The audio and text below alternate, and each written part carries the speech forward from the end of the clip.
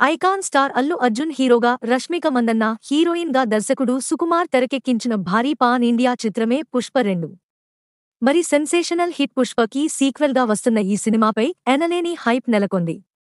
అయితే ఎప్పుడో విడుదల కావాల్సిన ఈ సినిమా అలా వాయిదా పడుతూ వచ్చింది.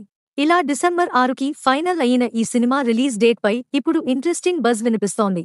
దీని ప్రకారం ఈ సినిమా డిసెంబర్ 6న తప్పుకునున్నట్టు తెలుస్తోంది. అయితే ఇది డిసెంబరు 6న కాకుండా డిసెంబర్ 5న వరల్డ్ వైడ్ థియేటర్స్ లో దింపే ఛాన్స్ ఉన్నట్టు రూమర్స్ వినిపిస్తున్నాయి.